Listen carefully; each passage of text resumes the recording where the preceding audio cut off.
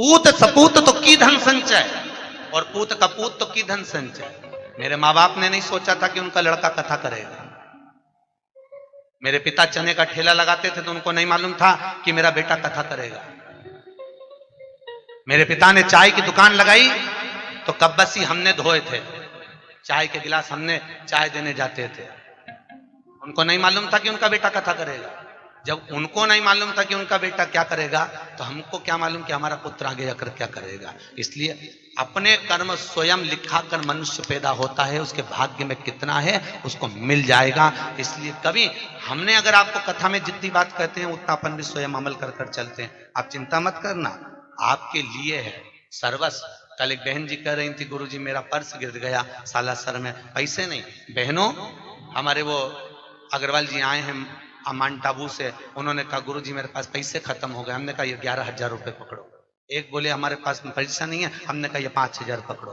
आप विठलेश सेवा समिति में आई हो, आपके पास अगर ओढ़ने के कपड़े नहीं हो, कोई बैग चले गया हो, साड़ी नहीं हो, जगन्नाथपुरी में किसी के सूटकेस चले गए थे, उनको वस्त्र दिए 4-6 लोगों को। जिनके पास जो नहीं है, अगर टिकट भी नहीं है तो समिति में सूचना करिए, विठलेश सेवा समिति आपका किराया देगी, आपको भेजेगी। आप बिल्कुल चिंता मत करो, आपके घर में आए हो साहब, टेंशन क्यों लेते हो। मुझे भी जोड़कर नहीं जाना है, आपका है, आपको समर्पित कर कर जाऊंगा। बेटा हूं आपका, पुत्र हूं। ना जाने क्यों भगवान ने सीहोर में जन्म दे दिया, ये तो मैं भी नहीं जानता। ना जाने किसके घर से कहां में जन्म ले लिया, मुझे नहीं मालूम। मेरी पत्नी कहती है हमको टाइम नहीं देते, मैं कहता हूं मेरे को मालूम नहीं, मैं क्यों समय नहीं दे पाता। बच्चों को समय नहीं देते, मुझे मालूम नहीं मेरा जन्म क्यों हुआ, मुझे ज्ञात नहीं है साहब कि मैं पैदा क्यों हुआ।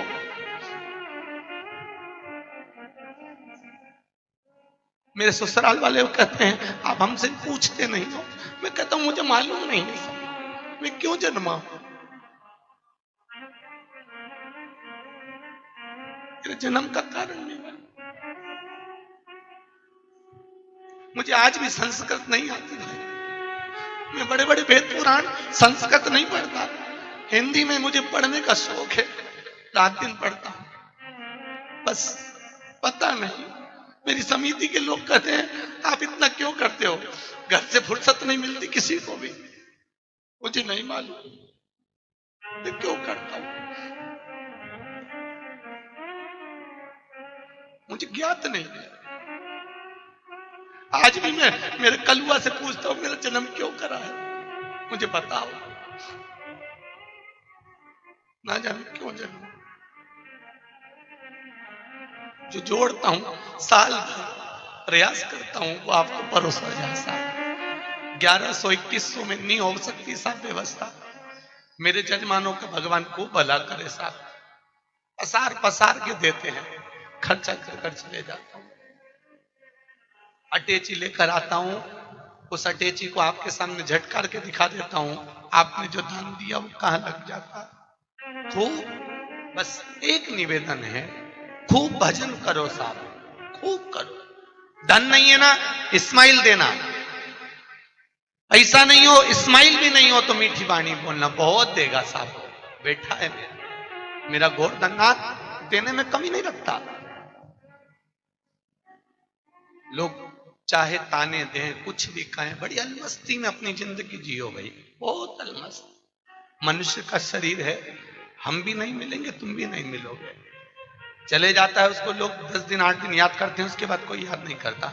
और सत्संग से जाने के बाद आपको लोग याद करेंगे कि कोई मिली थी, कोई मिला था। बहुत प्रेम से जीवन जियो साहब, और खूब सेवा करो माता पिता की। वो कह दे तू करोड़ों की दौलत यहां लुटा दे, लुटा दे। वो कह दे यहां बैठ जा, बैठ जा, देगा, उसका आशीर्वाद होगा, खूब मिलेगा। खूब मिलेगा। दोनों एक दूसरे के लिए प्राण निकाल के रख दे, ऐसे मित्र थे।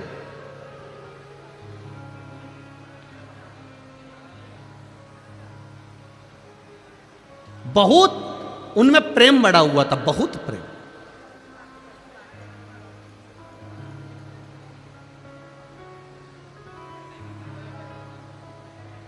हमको लगता है यही खंडवा बरहानपुर के ही होंगे। आपस में दोनों में बड़ा प्रेम था। दोनों एक साथ स्कूल जाते, एक साथ कॉलेज जाते, दोनों का एक साथ बचपन निकला, दोनों एक साथ बड़े हुए। बड़े होने के बाद एक पढ़ाई में तेज निकल गया तो उसका जॉब, उसकी सर्विस, उसकी नौकरी पुणे में लग गई। अब एक की नौकरी पूना में लग गई और एक की नौकरी नहीं लगी। उसका विद्या अध्ययन थोड़ा सा कमजोर था, उसने दुकान चालू कर दी, व्यापार चालू कर दी। अब उसने व्यापार चालू करा तो ये जो मिर्ची का जो व्यापार होता है, आपके क्षेत्र में भी मिर्ची, इस क्षेत्र में खंडवा हुआ, बरहानपुर हुआ और खरगोन हुआ, निमाड़ क्षेत्र, जितना भी इस क्षेत्र में मिर्ची का व्यापार अच्छा होता है। अब वो मिर्ची का व्यापार करने लगा। अब एक मित्र नौकरी कर रहा है और एक मित्र व्यापार कर रहा है। दोनों अपनी अपनी जगह पर सेटल हो चुके हैं। नौकरी वाला पुणे में फ्लैट ले लिया, मकान ले लिया, नौकरी कर रहा है, आराम से रह रहा है। और इसने मिर्ची का व्यापार चालू कर दिया। मिर्ची बाजार जाता, खेतों में से मिर्ची को खरीद लेता, बेच देता। ये मिर्ची का व्यापार कर रहा और वो नौकरी कर रहा। समय बीतता चले गया, बीतता गया। बहुत ध्यान से सुनना इस कथा को, ये आपके जीवन को संवारने वाली कथा है। दोनों का व्यापार चल रहा, एक का व्यापार, एक की नौकरी है, चल रहा है।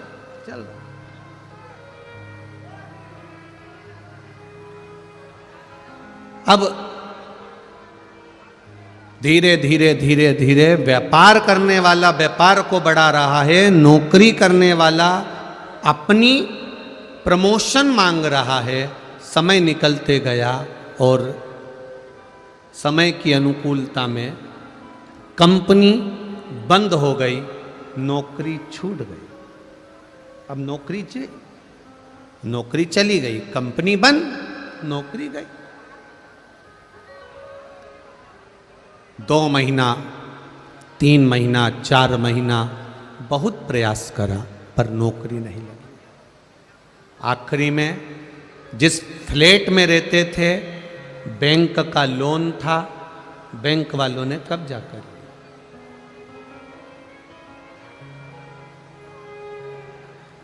अब वो विचार करने लगा, मैं यहां पर रहकर करूंगा क्या? एक काम करता हूं, अपने शहर, अपने गांव जाता हूं। गांव आ गया।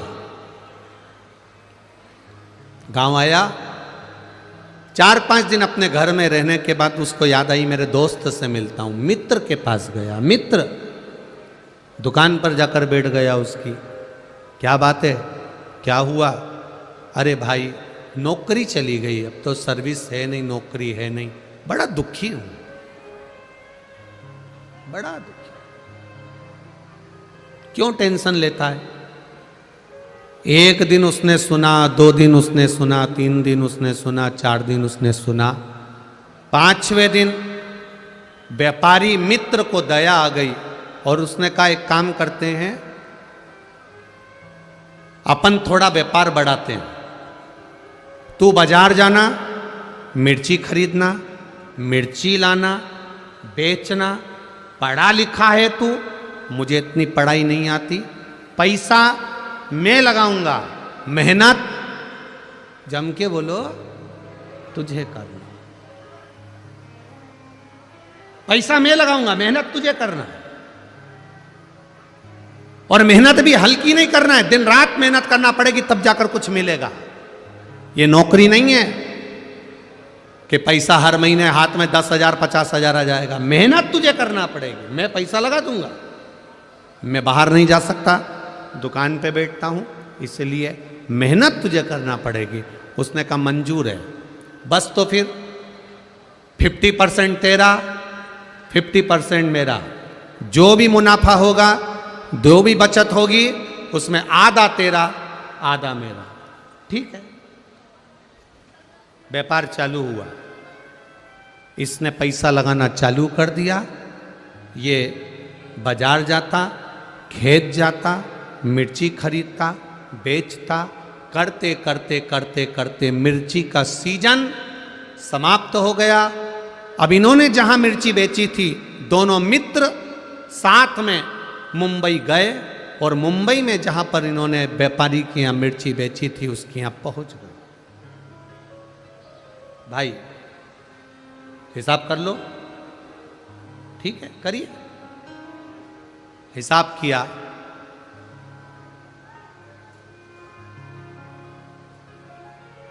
₹2,00,000 इनको मुनाफा मिला। ₹2,00,000 ज्यादा मिल गए। अब दोनों खुश, 1,00,000 तेरा, 1,00,000 मेरा। दोनों पैसे लेकर चल दिए, पर जो नौकरी करने वाला मित्र था उसकी दिमाग में, उसके चित्त में, उसकी बुद्धि में आया कि सबसे ज्यादा मेहनत तो मैंने करी है। धूप में मैं जाता था, गर्मी पड़ रही थी, धूप पड़ रही थी, पानी गिर रहा था, बारिश पड़ रही थी, ठंड पड़ रही थी, और मैं खेतों में जाके मिर्ची खरीदा और उस मिर्ची को मैंने बेचा। मेहनत तो मेरी ज्यादा। अब इतनी मेहनत मैंने करी, इसने तो क्या करा, पैसा लगाया बस, और बैठा रही अपने घर में दुकान पे। सबसे ज्यादा मेहनत मेरी है, इसके मन में आ गया। इसने अपने दोस्त से कहा, मेरी मेहनत ज्यादा है, 1,50,000 मैं लूंगा, तू 50,000 ले। उसने कहा यह बात तो गलत है भाई, दोनों का 50-50 था। जब 50-50 दोनों का था, 50-50% दोनों का था, तो आधा आधा दोनों का हो गया। नहीं नहीं नहीं, मैं 1,50,000 लूंगा, तुझे 50,000 लेना पड़ेंगे दोनों। उस व्यापारी ने कहा कि ऐसा नहीं होता, फालतू की बात मत कर। इसको गुस्सा आया और इसने अपने मित्र का तकिए से गला दबा दिया, मुख दबा दिया। मित्र मर गया, व्यापारी मित्र मर गया।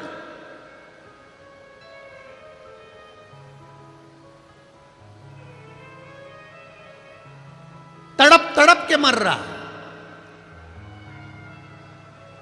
मर गया। मित्र मरा, ये रोता हुआ मित्र के घर गया। मित्र के घर रोता हुआ गया।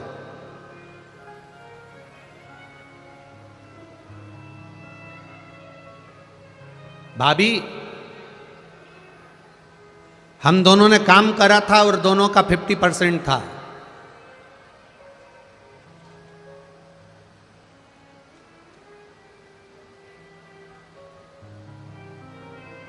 दोनों का 50% था। 60,000 रुपए की बचत हुई, उसमें से ये 30,000 रुपए भाभी मेरे दोस्त के हिस्से के आपको दे दिए और 30,000 मैंने रख लिए। अब घर के लोगों को लगा कितना ईमानदार व्यक्ति है। अब उनको तो मालूम ही नहीं था कि इतना बच गया, उनको तो मालूम पड़ा कि 30,000 कम से कम इसने वापिस लाके दिए तो सही। खुश, परिवार के लोग खुश हो गए, कम से कम 30,000 ईमानदारी से तो दिया। अब उनको लग रहा है कि ये ईमानदार है, पर ये भीतर से कैसा है ये जानता।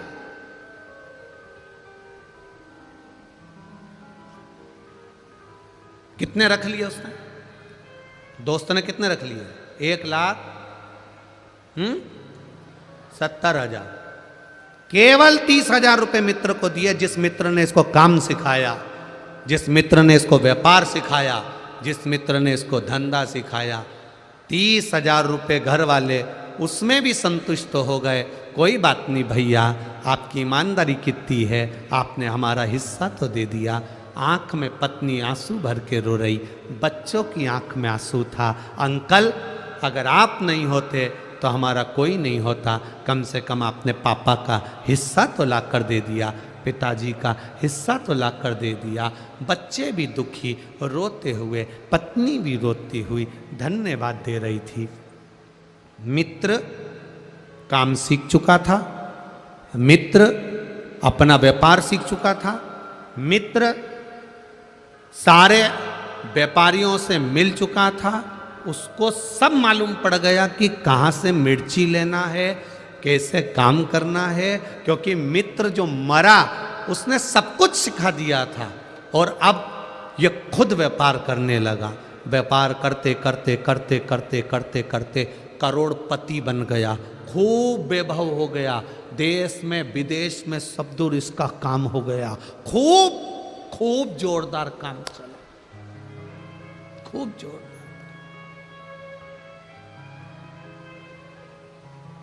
अब शादी हो गई इसकी। शादी होने के बाद घर में एक बच्चा हो गया। करोड़ों का धन, गाड़ी बंगला, संपदा वैभव, सब कुछ हो गया,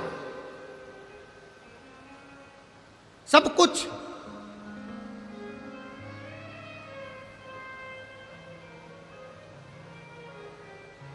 घर में बेटे ने जन्म ले लिया। बेटा 20 साल का हो गया और बढ़ते बढ़ते बेटा 25 साल का हो गया। खूब खुशियां घर के अंदर, रोज पार्टियां हो रही हैं, रोज धन आ रहा है, गाड़ियां बदली जा रही है, वैभव आ रहा है। जो बेटा कह दे बाप वो लाकर रख दे, जो पत्नी कह दे वो पति लाकर रख दे। इतनी संपदा बढ़ती चली, इतना वैभव बढ़ता चले, इतना वैभव। 25 साल का बेटा हो गया, शादी की तैयारियां होने लगी, बेटे के लिए लड़की देखने लगे। उतने समय में बेटे को थोड़ा सा रोग ने, बीमारी ने घेर लिया। बेटा बीमारी ने घेरा, डॉक्टर के यहाँ गए, इलाज चालू हुआ, पर कोई डॉक्टर की पकड़ में बीमारी नहीं आ रही है कि इसको बीमारी क्या हो गई, इसको रोग क्या हो गया।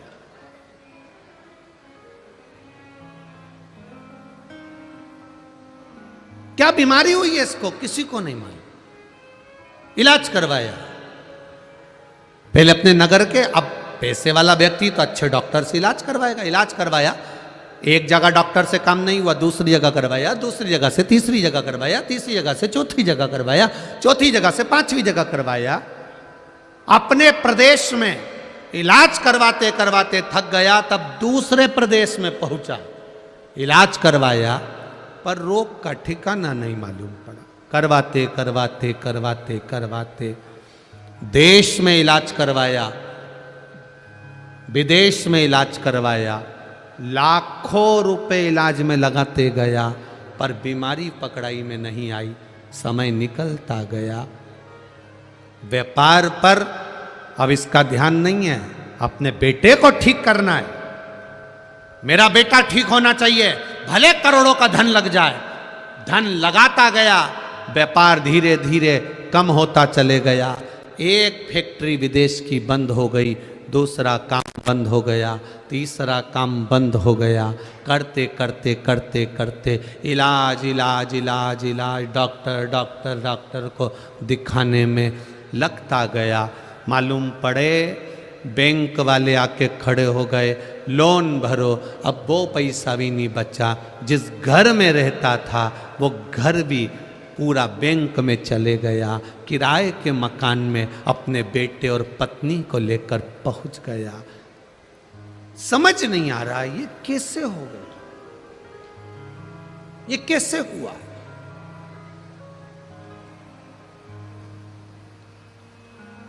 समाप्त होते चले गए।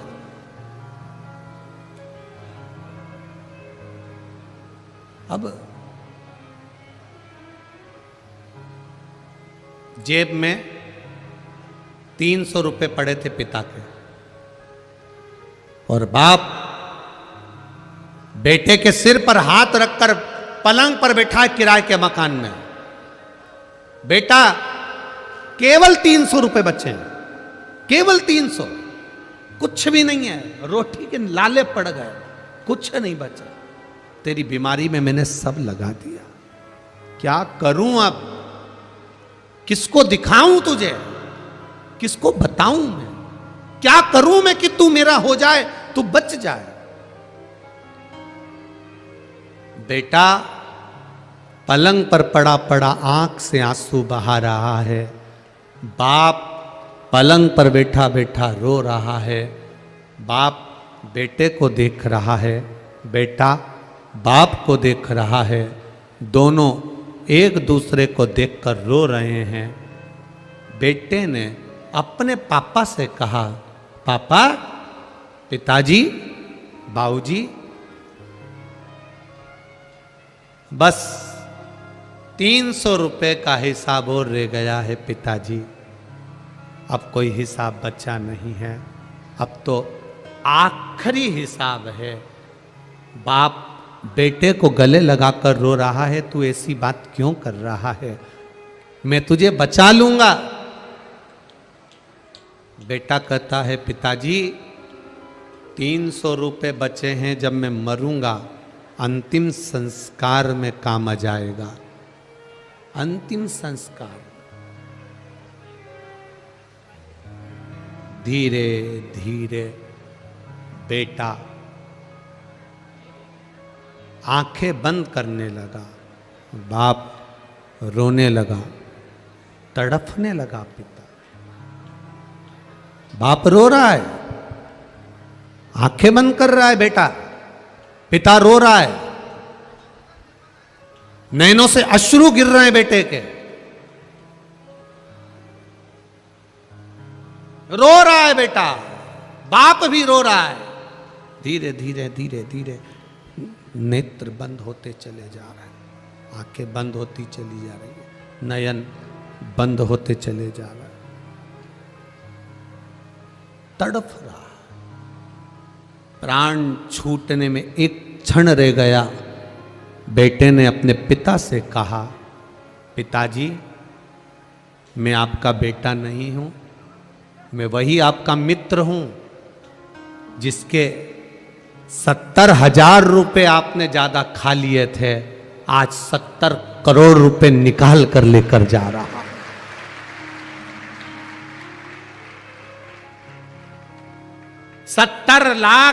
70,000 रुपए का 70 करोड़ 70 लाख लेकर जा रहा हूं। यह हिसाब कोई साधारण नहीं है। आधी रोटी खा लो, रूखी रोटी खा लो, पर किसी को धोखा देकर उसका धन मत खा जाना, जिंदगी भर तड़प तड़प कर मरना पड़ता। थोड़ी आवाज बढ़ाइए। जिंदगी भर तड़प तड़प कर मरना पड़ता।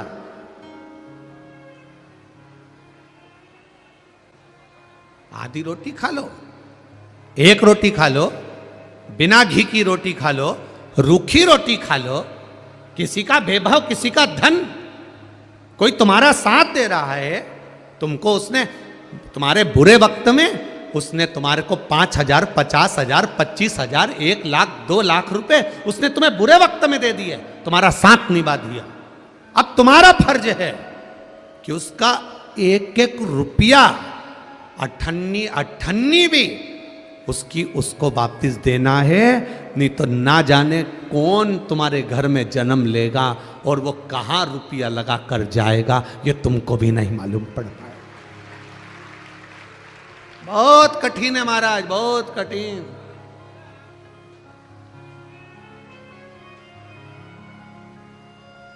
बहुत कठिन है।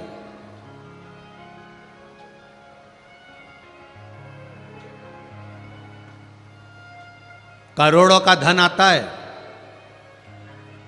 करोड़ों का वैभव आता है, ये भी बनाना है, वो भी बनाना है, वो भी बनाना है, ये भी करना है, वो भी करना है, सब कुछ करना है।